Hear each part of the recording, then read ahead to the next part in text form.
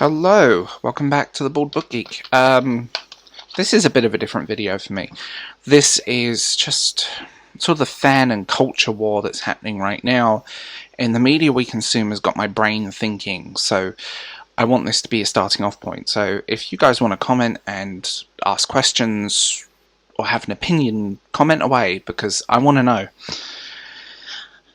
It's interesting right now because I think fans, and you people know my opinions of the Amazon Lord of the Rings garbage and several other things. I'm not going to retread those opinions here.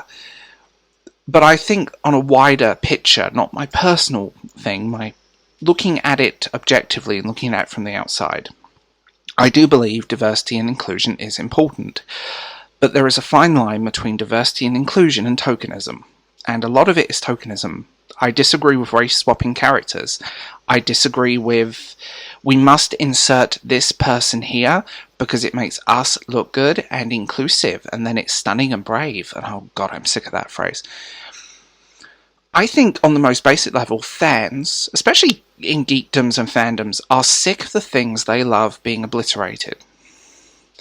And without going into my personal opinions, for example, rewriting entire characters' backstories of Lord of the Rings that now make absolutely no sense, no connection, and just fall into every trope possible. The idea of the strong female leader, it doesn't really exist anymore. For example, look at Catherine Janeway versus Michael from Star Trek Discovery. Strong, stoic, interesting leader versus I have mummy issues and I'm going to cry. It becomes a ridiculous situation, and it becomes very toxic, and it becomes very strange. It does. And, you know, that's... As someone with many female friends, they don't cry every 5 minutes. They really don't. I saw that article, Star Trek Discovery needs less logic versus and more crying. I was like, no, it doesn't. It really doesn't. It needs a strong leader. And it needs better writers. But, you know, I think fans overall are just sick of what they love being twisted and being manipulated into something it's not. Something you love being used purely for an agenda rather than being what it should be. I think with a lot of media, and it started with Ghostbusters 2016 because that was very much an obvious agenda movie. When you start trying to take franchises and appeal to people who have no interest in them, you can tell Star Trek Discovery is not really made for Star Trek fans. You can tell the recent Star Wars sequels have not been made for Star Wars fans. You can tell things like the Book of Boba are just rushed and exist purely as a cash cow. But then you have studios, critics, people weaponizing fan criticism and saying if you don't like this, you're a racist, or you're a homophobe, or you're an instaphobe of some kind. People get sick of it, and I think I'm sick of it.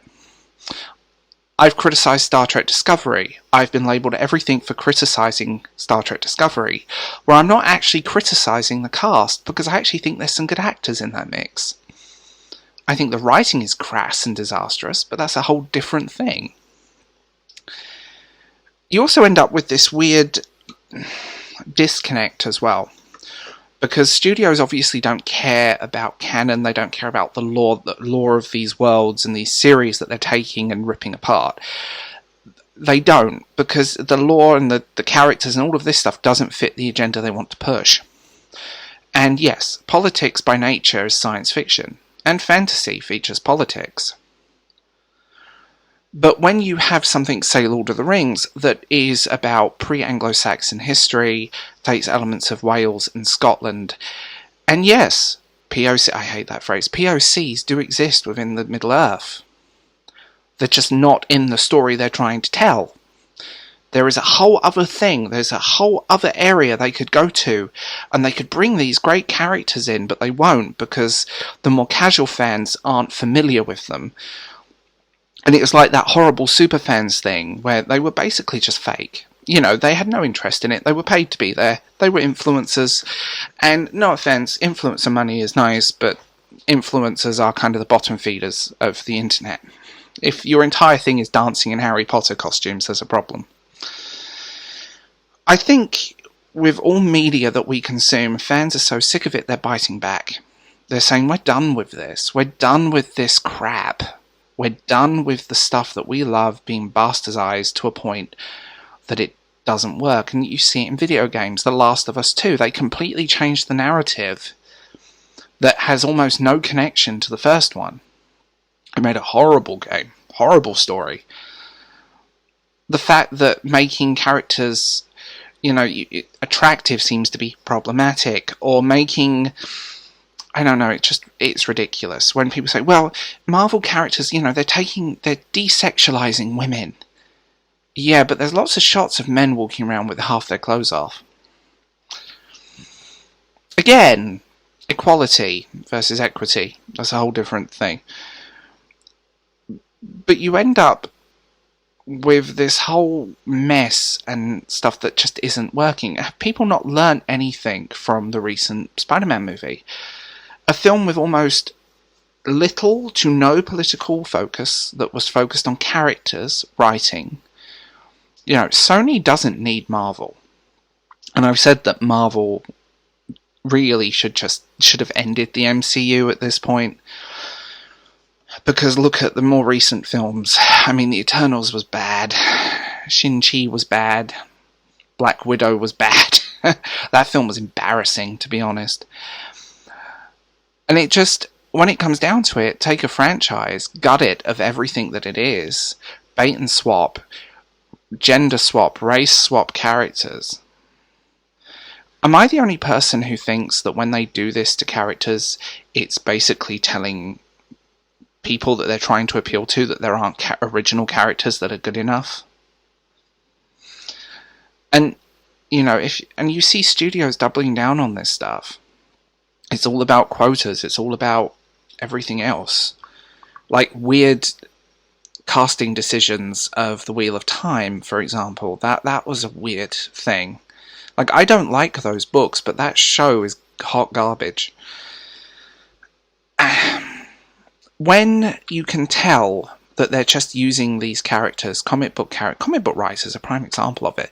They're using them to push a narrative, using them to push an agenda rather than actually telling a good story. When the fact that the diversity and inclusion becomes the main focus rather than the story, there's a problem. Batwoman is prime example of this on the CW. That show is absolutely hot mess, but they just wanted the angry young woman stereotype, the Mary Sue. Like, I see a lot of these, air quote, strong women are badly written. To the point they feel too perfect. They're scared to make them flawed because they'll get criticised for it. When you start trying to appease the people and pandering to the blue ticks on Twitter and pandering to the idiots that live on that website, there's a problem. They're not your audience. The audience of Tolkien fans, for example, don't really use these sites. Go on forums. Go on message boards. The fact that there are people trying to edit the wiki right now, like the wiki wars have started for Lord of the Rings, to take out descriptives and a lot of other things, it's so funny seeing it. At the end of the day, fans are just over it. Fans are over their shows being weaponized, their books being weaponized, their comic books being weaponized, their characters being weaponized, their criticism being weaponized. And I think Lord of the Rings was the straw that broke the camel's back. I've never seen a fandom come together like this. Yeah, there are a few outliers, but mostly, like, go on any Lord of the Rings fan forum right now, we might disagree on some really fundamental stuff that can cause some tension, but you know what?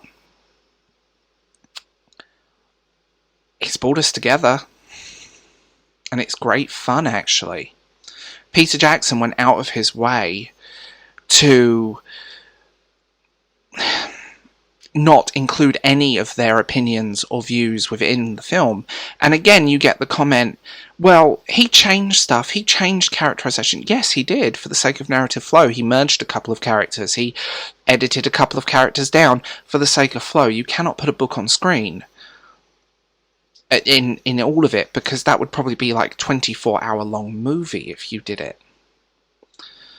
But there's changing things for the sake of narrative flow and to tie up a few loose ends, and obviously, even I will confess, the Lord of the Rings Eagles. The Eagles.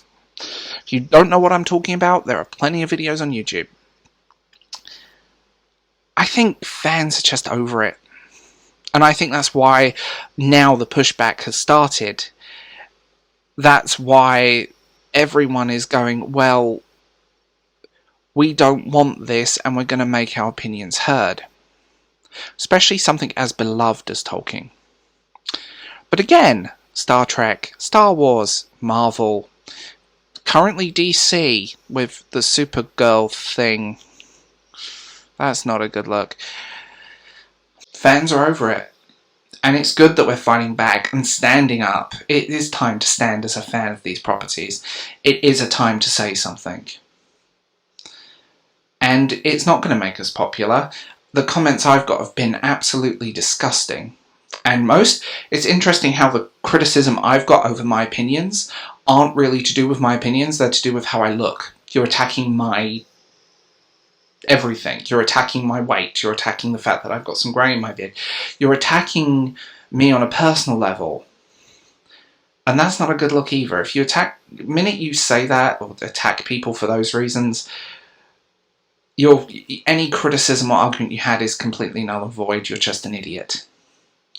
But sadly, that's how a lot of these people do it.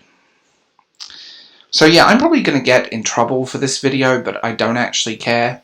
But as fans of anything, it's time to stand up and talk with our wallets, talk with our viewership, and say we are sick of the stuff we love being ruined, and it's time to stop giving these blue ticks on Twitter power.